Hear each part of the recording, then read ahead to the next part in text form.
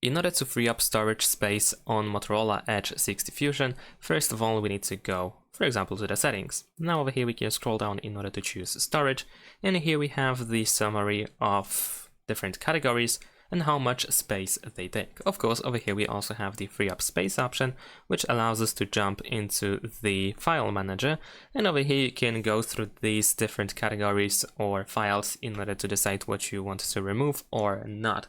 However, this general idea of how much each category takes space can also help you decide what you want to remove, because for example, if you have lots of games and you can see they take lots of space, then you can go to games in order to do something about them, like for example clear storage, clear cache, or completely uninstall them. It's of course up to you what you want to do with them. Remember that there is also trash, which usually lasts approximately 30 days before it's removed forever.